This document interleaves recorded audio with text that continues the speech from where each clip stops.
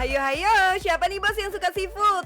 Seafood tuh emang gak pernah salah ya, diolah jadi apa aja enak. Udang, kerang, ikan, cumi, sedep bener. Tapi ada nih satu seafood yang butuh perjuangan banget buat dimasak. Yap, kepiting. Makanya gak sedikit akhirnya yang order kepiting udah matang aja karena lebih praktis dan gak ribet. Nah, orang-orang yang suka order gini nih bos yang bisa jadi target pasar kita. Menjawab kebutuhan seafood lover dan berakhir dengan cuan bos. Ada Bos Rahman dan Bos Gilang nih. Bos, udah gak zaman anak muda rebahan. Saatnya bikin sesuatu yang bisa bikin cuan. Dan ini adalah Cuan kita.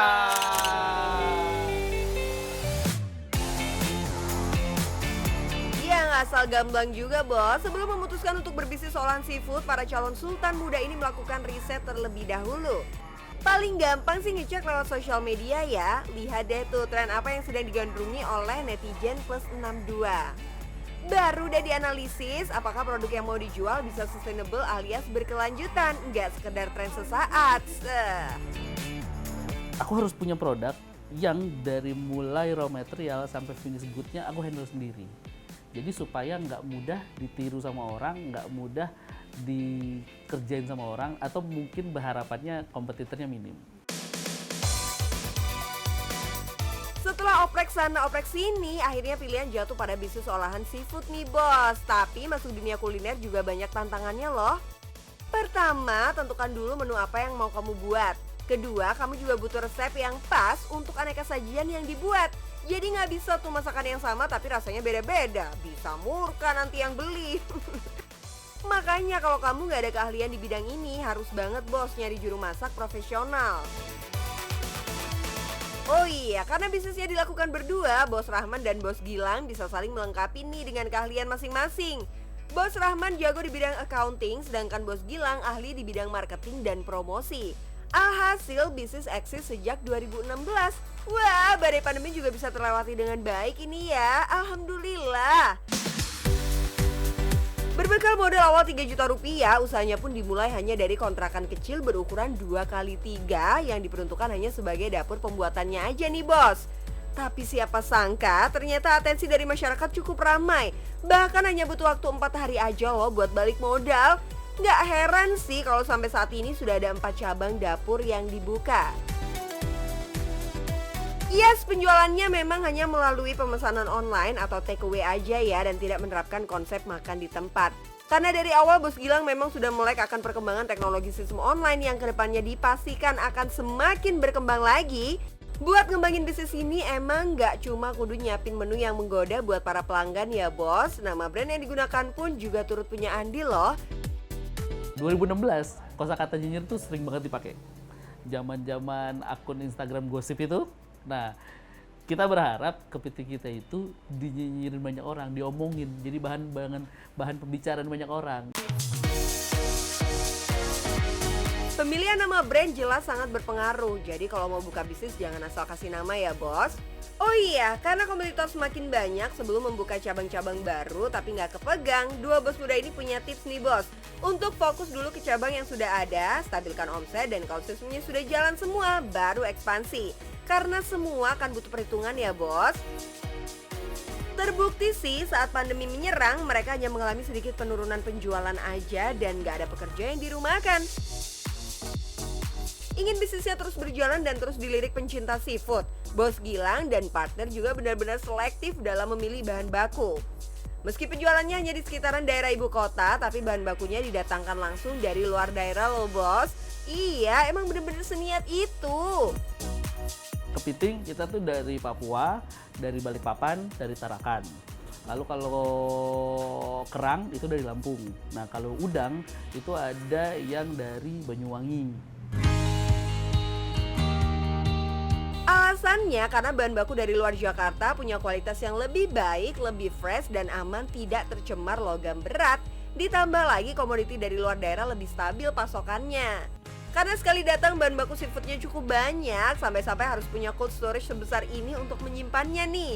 Biar tetap segar ya, sampai bahan baku disuplai ke semua dapur. Tapi khusus kepiting agar tetap fresh harus disimpan dalam keadaan hidup.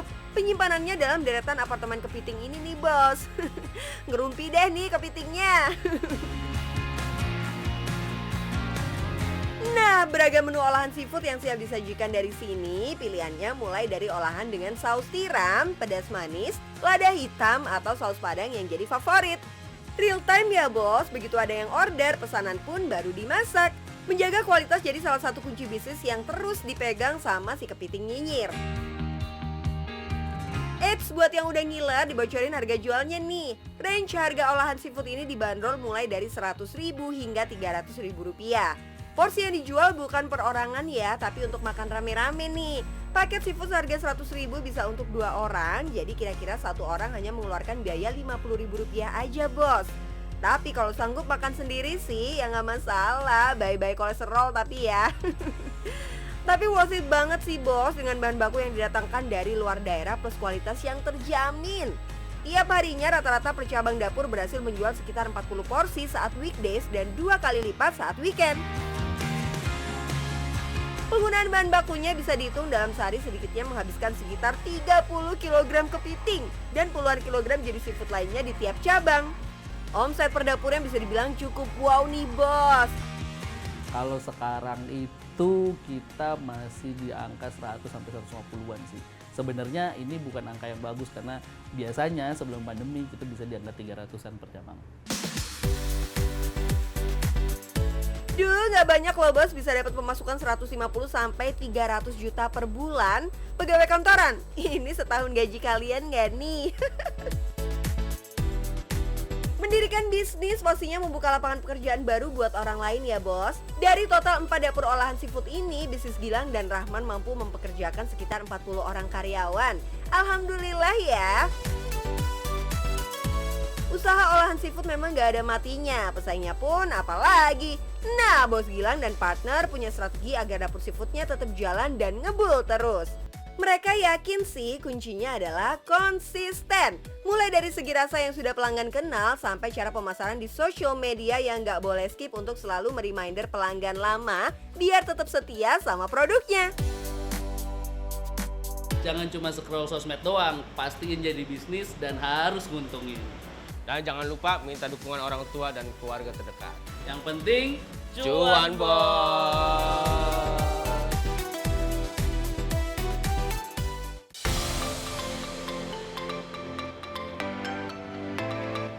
Bos mau mulai bisnis tapi nggak punya modal. Eits, jangan mundur dulu ya. Bos bisa manfaatin skill yang bos punya buat jadi modal bisnis kok. Tapi bisnis nggak pakai modal bukan berarti nggak bisa menghasilkan cuan juga loh. Contohnya bos yang satu ini nih, kita sebut aja Bos Ade ya. 15 tahun yang lalu, Bos Ade memulai usahanya tanpa modal loh. Cuma dengan manfaatin peralatan masak yang ada di rumahnya, Bos Ade merintis usaha catering rumahan. Wah, modal awal mah kalau kita mau bikin catering mah ya dibilang nol lah ya, karena kompor udah ada di rumah kan pasti kan. Terus panci, peralatan segala macam kan juga udah ada lah untuk masak sekitar mungkin 30 porsi sehari. Itu kan peralatan yang kita ada di rumah pasti udah cukup ya. Waktu itu kayak awal-awal kan kayak kita terima pesanan, kadang-kadang kita bisa minta DP duluan kan. Yang DP-nya kita beliin bahan baku, terus kita masak, kita kirim gitu. Pria lulusan Sekolah Tinggi Pariwisata Bandung ini udah hatam banget soal ngeracik masakan. Jelas aja lah ya, waktu kuliah Bos Ade ambil jurusan Tata Boga, Bos. Berawal dari bisnis catering rumahan, bisnis Bos Ade semakin berkembang. Sampai akhirnya rutin menerima pesanan catering kantor dan event-event besar. Sibuk jadi bos catering gak bikin Bos Ade lalai sama urusan kesehatan. Kebetulan nih Bos Ade pernah punya masalah berat badan sampai akhirnya kepikiran buat ikut program diet. Sama kayak orang lain pada umumnya kan waktu akhir tahun kan orang pengen resolusi tahun baru gitu untuk kayak hidup yang lebih sehat dan terutama timbangan yang lebih turun gitu. Nah, melakukan program diet emang sering banget bikin tersiksa karena mau makan enak aja kayak serba dibatasin gitu ya. Pengalaman kurang mengenakan saat program diet akhirnya dijadikan pemicu Bos Ade buat bikin senang orang-orang yang mau menjalankan program diet juga. Bos Ade punya ide manfaatin skill masaknya buat ngeracik makanan sehat tapi dengan rasa yang enak dan nyaman untuk dikonsumsi. Tentunya sambil dijadiin bisnis nih, karena yang penting cuan, cuan, cuan. Taste-nya dari mini kalori ini kalau orang bilang benar-benar nggak kerasa kayak diet gitu loh. Jadi karena kita benar-benar makanannya kayak khas restoran tapi kita olah jadi minyaknya lebih sedikit, bahannya kita pakai yang rendah lemak. Untuk menentukan tes yang lezat dan disukai banyak customer, Bos Ade teliti banget dalam menentukan menu-menu yang dikeluarkan oleh produk catering sehatnya. Bahkan untuk ngetes menunya aja minimal 10 kali tes loh bos. Kalau udah oke baru bisa dipasarkan deh. Selain itu, demi menjaga kualitas masakan, bahan yang digunakan juga sesuai sama kaidah perdietan nih. Menggunakan bahan pilihan yang rendah lemak, rendah kalori, dan tinggi serat sesuai dengan kebutuhan tubuh kita. Setiap menunya sudah dihitung tuh seberapa banyak kalorinya. Jadi buat customer yang mau konsumsi bisa atur sendiri seberapa banyak kalori yang dibutuhkan. Mini Kalor udah siapin. Kira-kira menu hari ini apa ya? Kasih tahu dong. Oke, halo bos. Jadi ini kita akan mulai plating untuk menu pengiriman sore. Jadi untuk makan malam customer ya. Menunya super sederhana. Jadi kalau kalian lihat di sini utamanya kan nasi goreng ya. Untuk menu nasi goreng aja, bahan yang digunakan juga kualitasnya oke punya. Dari nasi shirataki, selada hidroponik, dan juga telur omega. Satu porsi nasi goreng kampung ini total ya, ini cuma sekitar 300 kalorian gitu lah. Catering makanan sehat ini bukan cuma bisa dikonsumsi sama orang yang lagi program diet aja ya bos. Karena buat menjaga kesehatan bukan cuma buat orang yang punya masalah berat badan aja. Banyaknya orang yang mulai aware sama kesehatan tubuh supaya terhindar dari berbagai penyakit, bikin Mini Kalor harus bisa memenuhi banyak permintaan pasar. Bahkan dalam sehari, catering sehat ini bisa memenuhi permintaan hingga 1000 packs. Artinya dalam sebulan mencapai 30.000 packs loh bos, luar biasa ya. Tapi untuk mencapai di titik ini tentunya nggak mudah ya bos. 15 tahun bukan waktu yang sebentar, Bos Ade udah makan asam garam di dunia bisnis kuliner. Ngalamin cuan pernah, ngalamin apes juga pernah. Dari ditipu sama supplier yang kasih barang nggak fresh hingga ditipu sama customer. Kesel nggak sih? Sampai kena tipu ya pastinya pernah. Dapat customer pesannya banyak, pas kita kirim ternyata customernya ngilang gitu. Itu juga pernah juga gitu. Bukan cuma ini aja, Bos Ade juga pernah ngalamin masa-masa pahit waktu awal-awal buka usaha catering di rumahnya bos. Ketika usaha cateringnya mulai dapat banyak orderan, Bos Ade juga dapat tantangan untuk menghadapi berbagai cibiran dari tetangga. Bisnis catering rumahan Bos Ade dianggap paling mengganggu kenyamanan komplek perumahannya. Waktu itu sih udah ditegur sama Pak RT sih waktu itu, tapi ya sampai di titik aja gitu karena kan ya mereka juga maklumi lah. Cibiran dari para tetangga nggak bikin Bos Ade patah semangat buat perjuangin bisnisnya. Justru itu dijadikan sebagai pemicu buat pindah ke tempat yang mampu menampung catering skala besar. Kini Bos Ade udah punya tempat khusus dengan peralatan dapur yang profesional. Meskipun kedengarannya cuma catering makanan, bukan masakan untuk resto, tapi peralatannya bos, nggak main-main. Semua dilakukan demi bisa memproduksi masakan dengan kualitas terbaik. Gak cuma itu bos, bisnis catering sehat ini juga di-manage dengan rapi dan dikerjakan oleh lebih dari 150 orang karyawan. Kalau dari segi marketing, bisnis catering ini mengikuti tren kekinian bos, dengan memaksimalkan sosial media dari Instagram hingga TikTok. Gak cuma sampai di situ, memanfaatkan exposure dari endorsement ke artis atau selebgram juga jadi salah satu strategi marketing yang cukup menjanjikan untuk bisnis catering sehat ini ya bos. Anyway, jadi kepo nih, berapa sih harga Mini Kalor per packsnya? Mulai dari 60 ribuan lah per packs ya. Kalau kalian pilih di platform makanan online itu sekitar 60 ribuan. Kalau catering mungkin sekitar di 90 ribuan gitu lah ya. Nah, coba deh kalau dihitung-hitung berapa cuannya per bulan. Kita ambil dari harga terendahnya ya bos, Rp61.000 dikali 30.000 packs, hasilnya gokil. Buat yang masih bergantung sama gaji bulanan sih, angkanya bikin minder ya. Jadi gimana nih bos, udah dapet ide mau buka usaha apa? Oke bos, jadi kalau kalian mau mulai bisnis, jangan cuma nyari cuan, tapi juga harus bantu orang.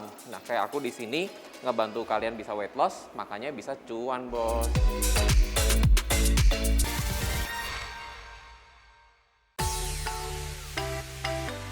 Apa sih yang paling banyak dicari buat buka puasa? Salah satu yang paling populer ya es buah, Bos. Manis, seger, dan bergizi. Pas banget deh buat isi perut sebelum makan berat. That's why banyak yang mengincar peluang bisnis es buah selama Ramadan. Kalau udah banyak yang jual, bakal rebutan pembeli dong ya. Yes, kompetitornya emang banyak, Bos. Tapi kalau es buah dikemas berbeda dari yang lain, pasti jadi nilai plus di mata pelanggan. Tinggal pilih aja mau konsep seperti apa, kemasannya gimana, dan jangan lupa cara promosinya. Mau sebagus dan seenak apapun produk kita, kalau nggak bisa promosiinnya, ibarat sayur tanpa garam. Kurang nikmat, kurang sedap. Oke, daripada kelamaan, yuk langsung aja kita buat minuman kemasan pertamanya. Bahan pertamanya adalah lidah buaya atau aloe vera, melon, daun pandan, gula pasir, biji selasi, sirup melon, dan air putih. Kita olah dulu lidah buayanya ya, Bos. Lidah buaya merupakan salah satu tumbuhan yang berasal dari Jazirah Arab. Banyak dibudidayakan untuk pertanian, pengobatan, tanaman hias, dan juga dibuat minuman. Informasi kayak gini nih bisa jadi nilai jual untuk promosi loh, Bos. Daging lidah buaya kan tebal tuh, terus rasanya juga cenderung pahit. Makanya harus pinter-pinter ngolah supaya jadi minuman yang segar dan endolita. Daging buah kita bersihkan dari kulitnya, potong kotak dadu lalu cuci hingga bersih. Kalau sudah, tinggal kita masak dengan rebusan daun pandan dan gula pasir. Gak usah terlalu lama supaya tekstur dagingnya tetap crunchy. Nah, Bos, selain bagus untuk kulit, daging lidah buaya juga punya sifat mendinginkan yang baik untuk mengatasi panas dalam. Pas banget kan untuk dijadikan menu berbuka puasa.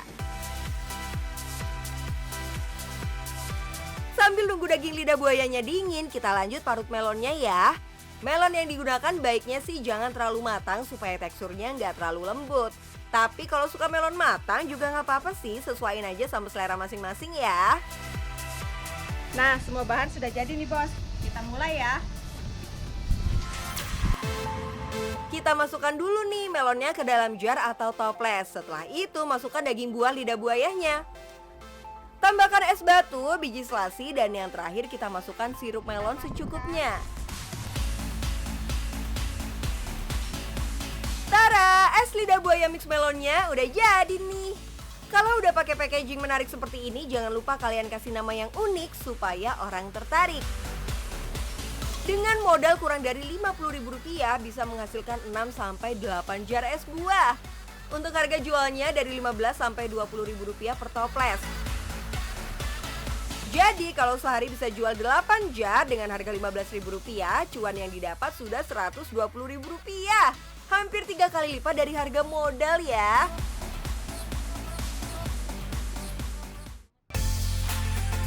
Nah, masih ada satu menu lagi nih, Bos, yang bisa kalian buat untuk memulai usaha kalian. Namanya sop buah injar. Nah, Bos, kali ini aku mau bikin sop buah, tapi yang berbeda dari biasanya. Kalau biasanya sop buah disajikan di atas mangkok atau dibungkus dengan plastik, kali ini kita buat kemasan yang menarik menggunakan toples atau jar. Untuk jenis buahnya bebas aja, yang penting sesuai target market ya, Bos. Kali ini kita pakai buah stroberi, semangka, jamur es, leci, nanas, anggur, jelly, buah naga, dan kiwi.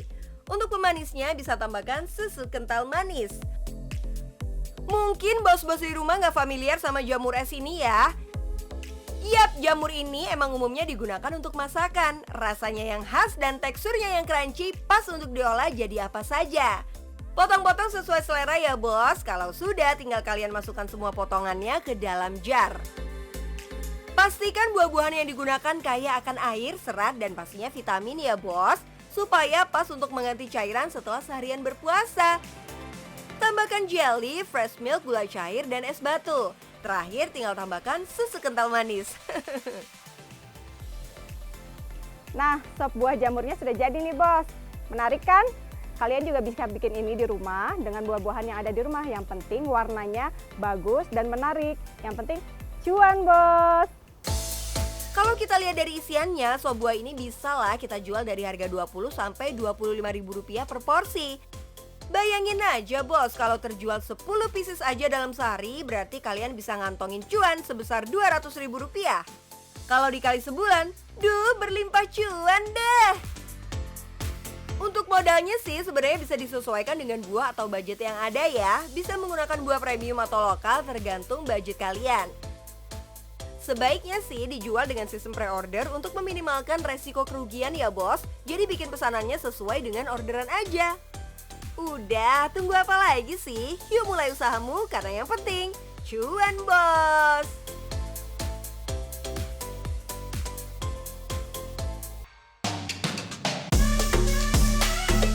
Gimana bos? Banyak yang bisa kita pelajari dari dunia perjuangan hari ini kan? Ada perubahan jam tayang cuan bos selama bulan Ramadan nih. Rabu sampai Jumat jam setengah 12 siang dan cuan bos weekend hari Sabtu jam setengah 1 siang. Catat ya, dan yang penting cuan bos.